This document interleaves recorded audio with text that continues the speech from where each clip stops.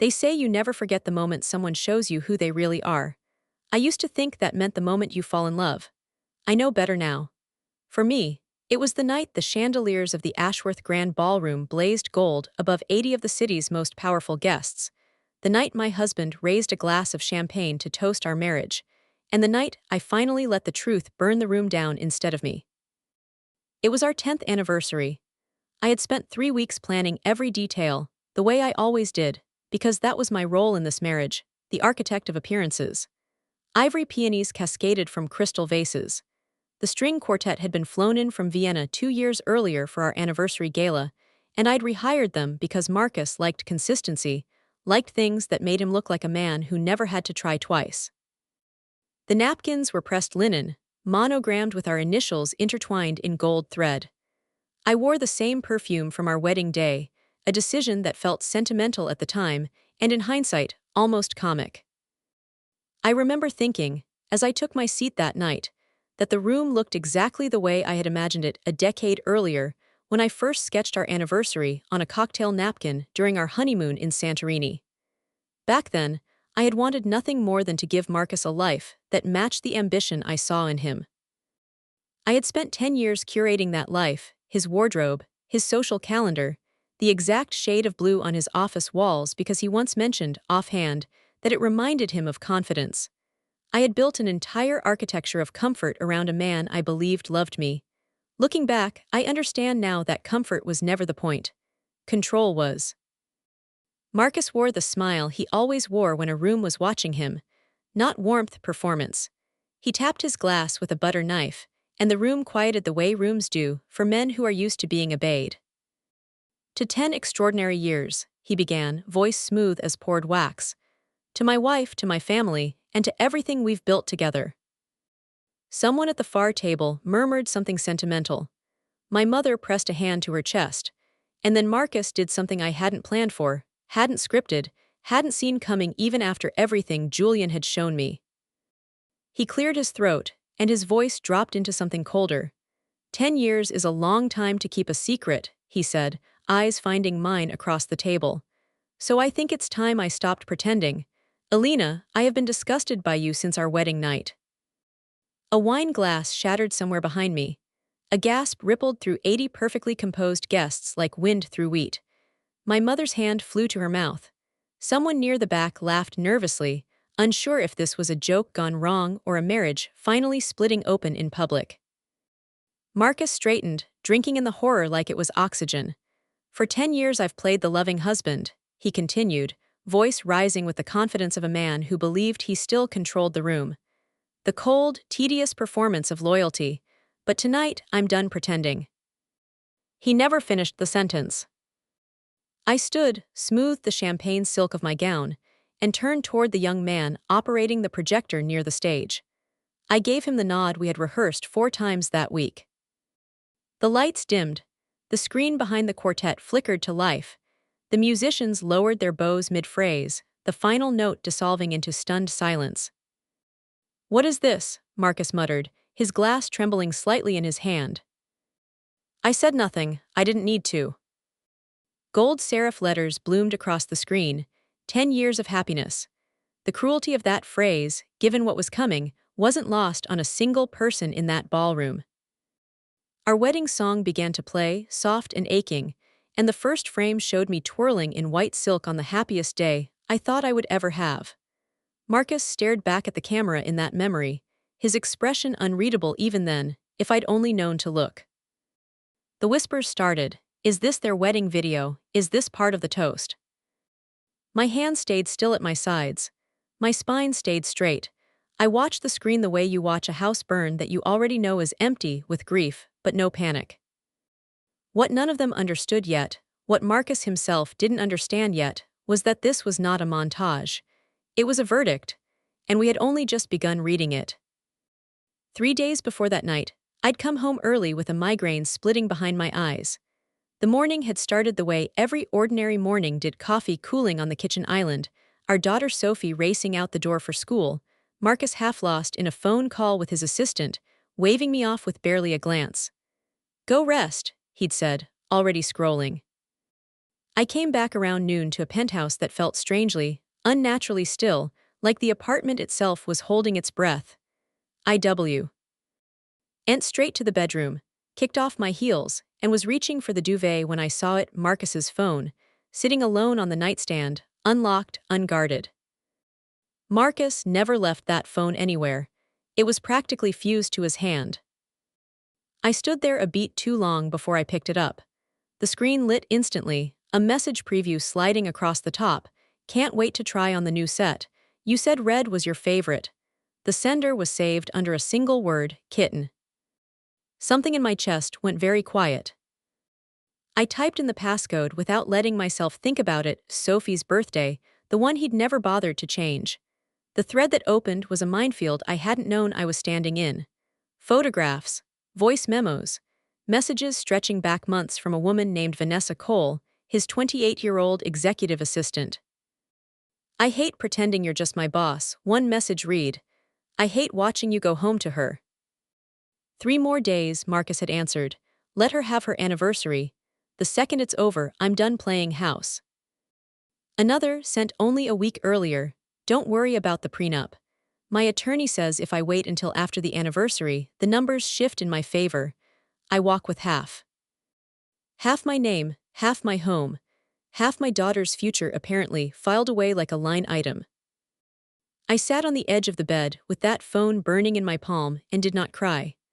Something colder happened instead, something that felt less like heartbreak and more like a door quietly closing in a house I hadn't realized was haunted. I want to explain that feeling because I don't think there's a name for it in any language I speak. It wasn't grief, not yet. Grief would come later in small, unexpected waves, while folding his shirts, while hearing his laugh through a wall, while watching Sophie draw a picture of the 3 of us holding hands. What I felt in that bedroom was closer to recognition, as though some quiet, buried part of me had known for years and had simply been waiting for permission to say it out loud.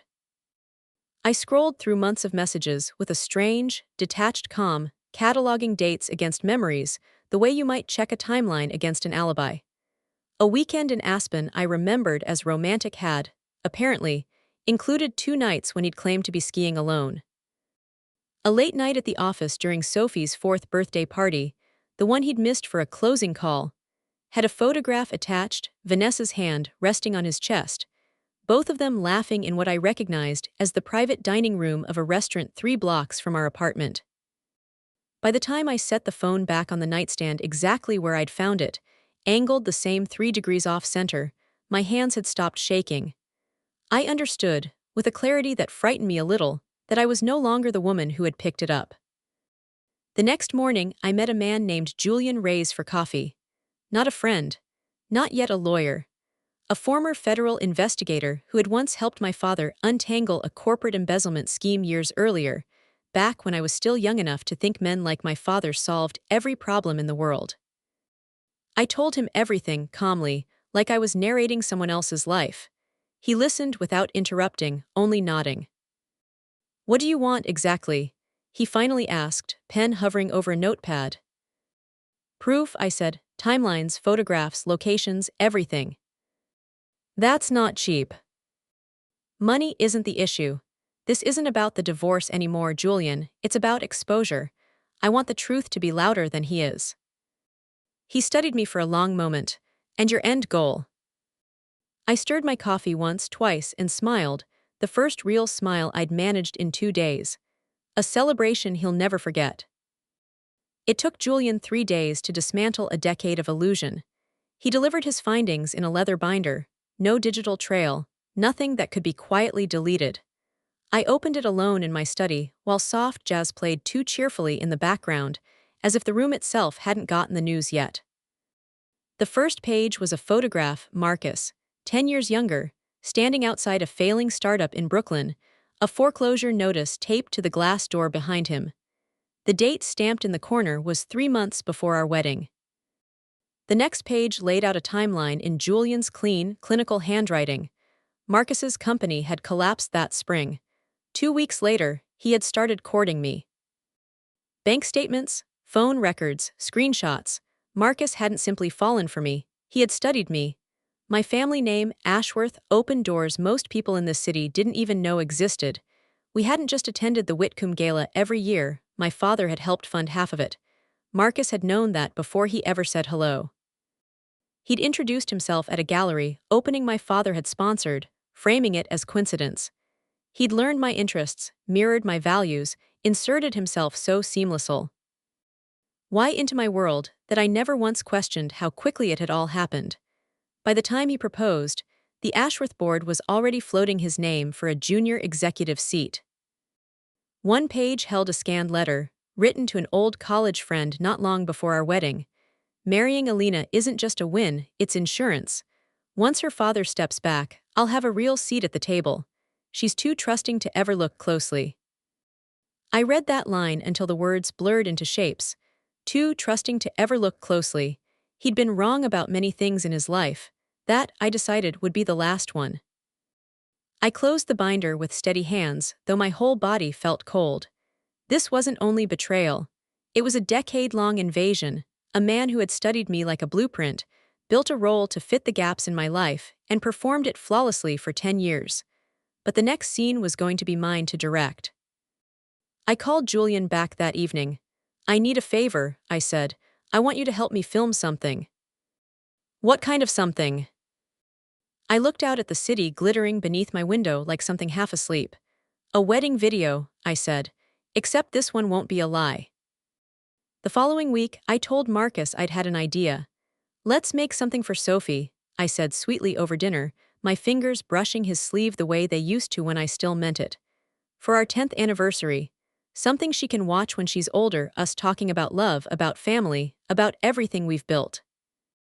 His eyes lit with the particular vanity of a man who loved being asked to perform himself. "A documentary," he said, delighted. "I like that."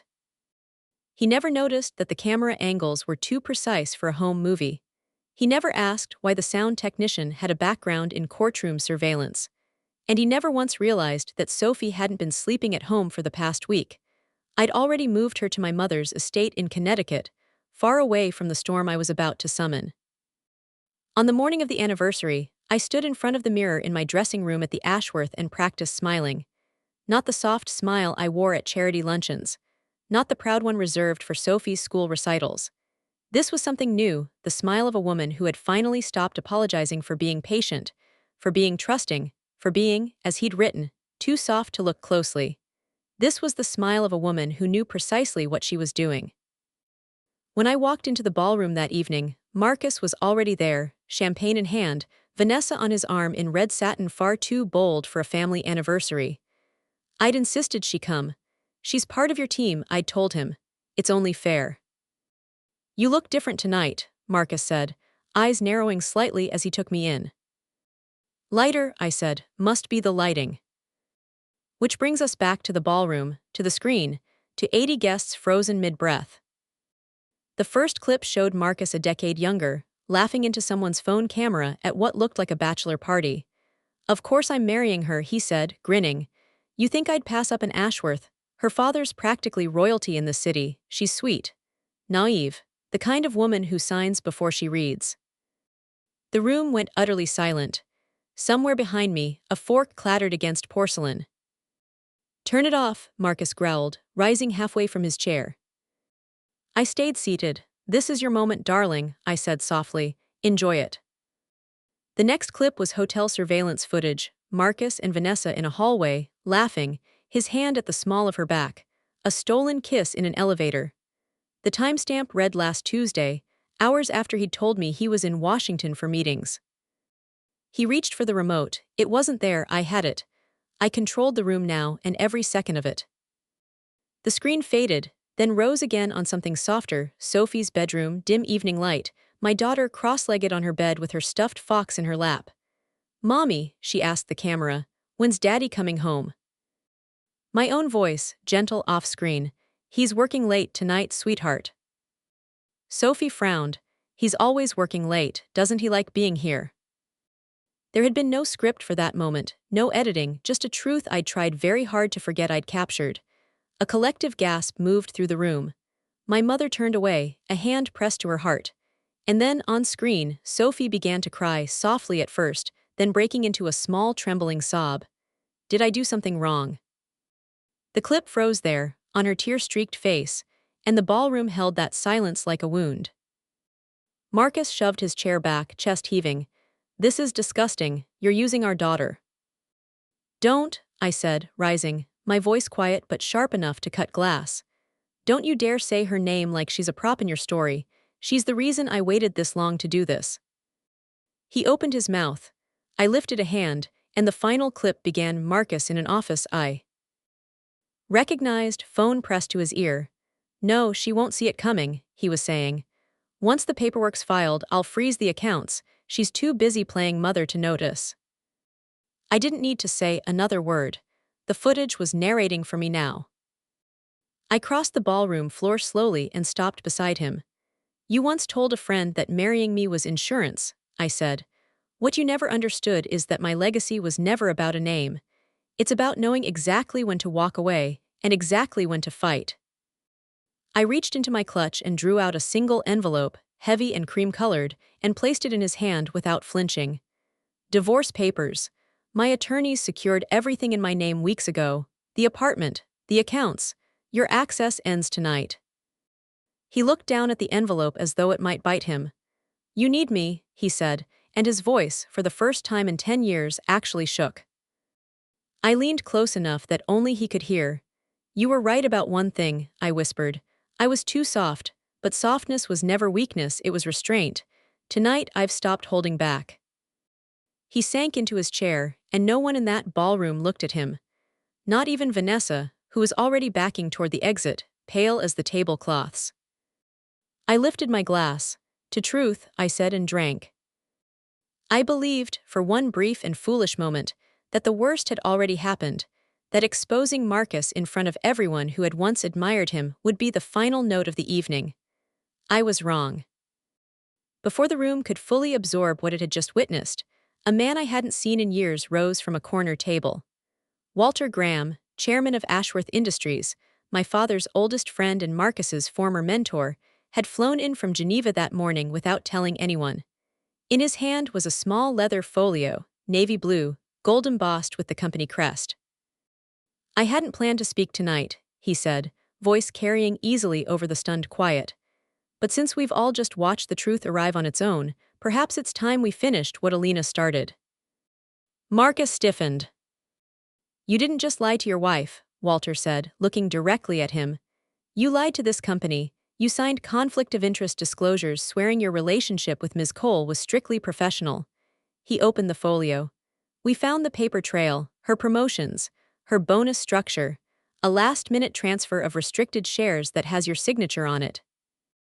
You can't accuse me of—" "You're not being accused," Walter said, and his voice rang through the ballroom like a gavel. "You're being removed." He turned to me and set the folio gently in front of my seat. "Elena, your father always said you were the only one in this family with both heart and spine. It's time you proved him right." My hands didn't tremble as I opened the folder. Executive control documents, my name already typed at the bottom, waiting only for signature. I signed it in one fluid motion, and it felt less like acquiring power than reclaiming something that had quietly belonged to me all along. Marcus was still frozen in his seat when I looked at him one last time. "We're finished here," I said. But the night wasn't finished with him. As the guests began gathering coats, preparing to carry the wreckage of the evening out into the city, a uniformed officer stepped through the side entrance. Then another, then two more. The crowd parted like water around a stone. "Marcus Kane," the lead officer said, "we need you to come with us." Marcus laughed, sharp and bitter. "For what a bad marriage." "Fraud," the officer said, unmoved. "Insider trading, misuse of company funds." They cuffed him there. In the center of the ballroom, he had once ruled by charm alone, in front of every person he had ever manipulated to get there. Vanessa's hand flew to her mouth. "Wait, this isn't— No, I didn't." No one was listening to her either. The ballroom emptied slowly, guests murmuring in hushed clusters or leaving in silence altogether. The quartet never picked up their bows again. The ice sculpture at the center of the room had already begun to weep into its own reflection. I stood in the middle of it all, feeling the full weight of everything that had led me there. Then I turned and I walked out. I expected silence the next morning. Instead, the storm only grew louder. My phone buzzed without pause, news alerts, missed calls, board members, reporters, cousins who had never once invited me to their own weddings suddenly desperate to speak with me. Every headline said some version of the same thing. Ashworth heiress exposes husband in explosive public scandal. By noon I had a migraine no medication could touch. I stood at the kitchen counter of my parents' house in Connecticut, stirring tea I had no intention of drinking, while Sophie played upstairs with my mother. She knew only that Mommy and Daddy would be living in different houses now, and that she'd be staying with her grandmother a little longer. When she asked why, I told her simply that I wanted her somewhere peaceful. She nodded and asked if her stuffed fox could come too. That, more than any headline, was the moment that finally broke something loose in my chest. Later that afternoon, Julian arrived with a plain envelope. "Told you I'd deliver," he said. Inside was his final report, financial breakdowns, travel logs, a handful of offshore accounts that were not, strictly speaking, legal. "There's a case file open with regulators already," he said.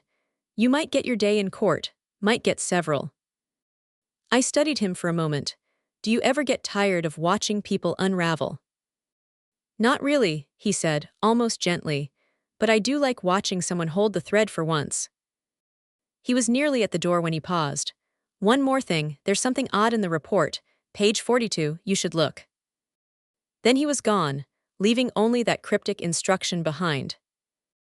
I waited until Sophie was asleep, and the house had gone quiet before I opened the envelope again, flipping past names and numbers and photographs until I reached that page. A scanned letter, dated 2 years before my wedding, addressed to a woman named Diane Ferris. Subject line, premarital agreement strategy. My blood went cold reading it. Diane Ferris wasn't a stranger to me. She'd worked in my father's legal division years ago, sharp, composed, the kind of woman who never lingered long at company functions, but always seemed to know more than anyone else in the room. She'd handled our prenuptial agreement. I'd barely paid attention at the time, too consumed with flowers and seeding charts and the fantasy of a perfect life. But this letter wasn't professional correspondence. It opened with "Dearest Diane" and closed with "Always, eminent." Marcus laid out a plan with clinical precision, how marrying into the Ashworth name would grant him access to internal capital, how he intended to keep me satisfied just long enough to secure signing authority over key accounts.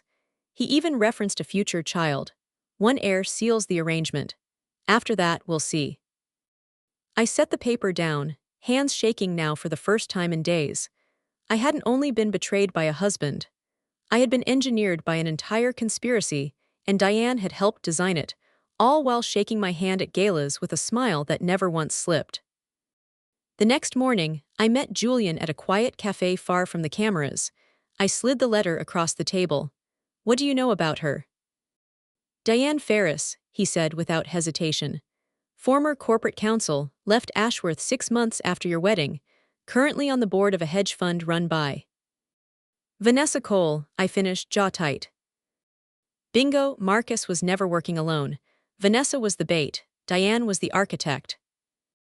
Nausea rolled through me. "Do you think my father knew?" Julian held my gaze for a long moment. "Your father was many things. Blind to betrayal wasn't one of them. My guess, he suspected. That's why he locked down the voting shares before he passed, why he never gave Marcus full control." I sat back, the cafe noise fading beneath the weight of that realization. My father hadn't been able to stop the storm, but he'd spent years quietly preparing me to survive it. I opened my phone and scrolled to Diane's name in the old board directory. My thumb hovered over the call button. Then I stopped. Not yet, there was one more thing I needed first. "Can you find out where she'll be tonight?" I asked Julian. "You want a confrontation?" "No," I said, "I want an audience, somewhere public, somewhere she can't simply walk away." It took less than 48 hours for the perfect stage to appear. The Women's Executive Alliance was hosting its autumn gala, a black-tie evening beneath the chandeliers of the historic conservatory downtown, drawing the city's most influential women under one roof. I had declined that invitation for years, content to fund it quietly and stay out of the spotlight. This year was different. This year I made certain Diane Ferris's name appeared on the guest list, not merely as an attendee, but as the keynote speaker on ethical leadership in corporate law. The irony nearly made me laugh out loud. Julian secured me a speaking slot without much difficulty. The scandal had made me something of a public figure whether I wanted it or not. One outlet had called me the woman who fought back. Another, more dramatically, the Phoenix wife. I didn't care for the headlines.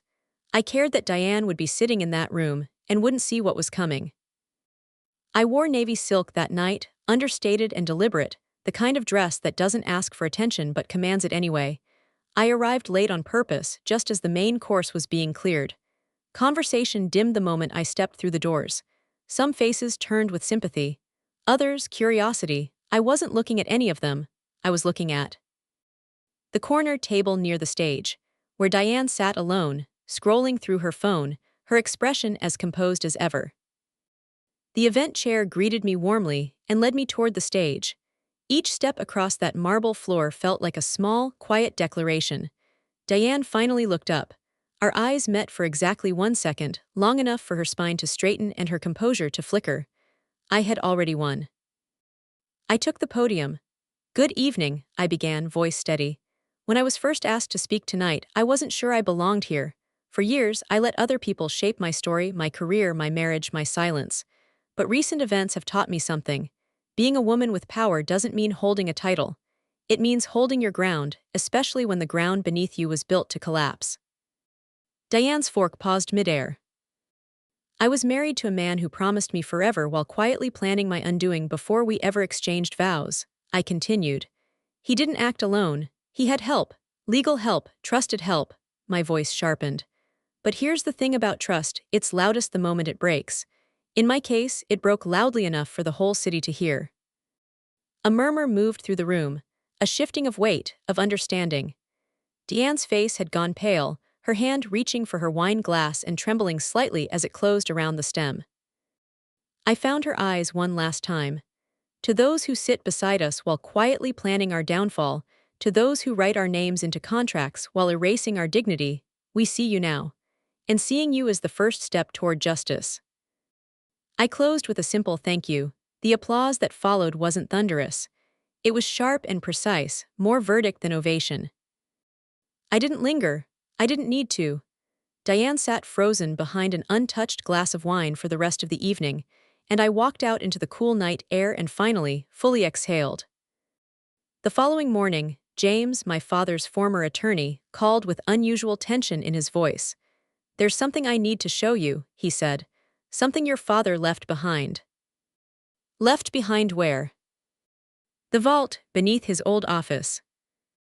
I hadn't set foot in that building since the funeral, not since the board had swept in, and Marcus had performed grief while quietly campaigning for control behind closed doors.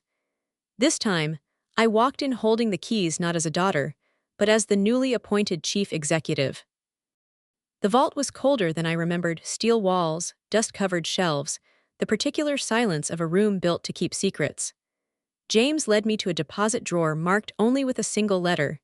E. Inside sat a small leather box, and within it, an envelope sealed and dated 6 months before my wedding, in my father's unmistakable handwriting. "Elena, if you're reading this, then something I feared has come to pass. I suspected Marcus wasn't who he claimed to be. I never learned the full extent of it, but I saw enough to take precautions enough to prepare you. You'll find 2 things attached. First, the full prenuptial agreement I had redrawn, one you never signed but he did, one that voids any claim he might make to your inheritance. Second, the name of the person who helped me uncover what he was planning." My heart pounded as I unfolded the document inside, the prenup, ironclad and unambiguous, and stapled behind it, a single business card, Julian Ray's Private Investigations. I laughed out loud, alone in that cold vault, tears blurring the edges of my vision. "You old fox," I whispered. "You knew." It hadn't been coincidence that led Julian to me all those years later. My father had put him in my path long before I ever needed him, had left a trail of protection disguised as distance. All this time, I had believed I was walking into the fire alone. My father had already laid the escape route in stone, years before I even knew I'd need one. Driving home that evening, I thought of Sophie, of the woman I was becoming for her sake, of the legacy I wanted to hand down. Not money, not property. The unshakable understanding that dignity is always worth defending, and that silence was never the same thing as strength. That night I sat down at my desk and began to write not a legal document, not a statement for the press, but a letter my daughter would read one day, one that began simply, "Sophie, here's what your father did, and here's how we rose from it." The weeks that followed were anything but peaceful. The media didn't quiet down, it evolved. Marcus's face appeared everywhere, framed now in courtroom sketches and news tickers reading former executive indicted. Vanessa disappeared from public view entirely, rumors circulating about a resignation, a plea deal, a life quietly folding in on itself. Diane stepped down from every board she'd ever sat on, citing personal reasons. I never heard from her again. I didn't need to. Some endings don't require a final confrontation, only exposure. Boo! Real closure, I learned, isn't the absence of noise. It's what remains once the noise finally fades. Eventually, I found us a new place downtown, a bright apartment with wide windows and no ghosts in the corners. For me, closure sounded like Sophie's laughter echoing down a new hallway. It looked like the quiet trust replacing tension in every email from the board. It felt like standing in the executive office my father once occupied, and for the first time, not feeling like an imposter in my own life. One rainy afternoon, Julian stopped by unannounced, holding a plain white envelope. "Last piece," he said, "came from a source inside the district attorney's office. They thought you should have it." Inside was a copy of Marcus's police statement, never intended for public release. One line stood out from the rest. "I thought I could outsmart her. I never thought she'd fight back." I folded it and slid it into the back of my journal, where it belonged now, a footnote in the story of a man who had badly underestimated the wrong woman. There would still be hearings, depositions, years of legal cleanup ahead.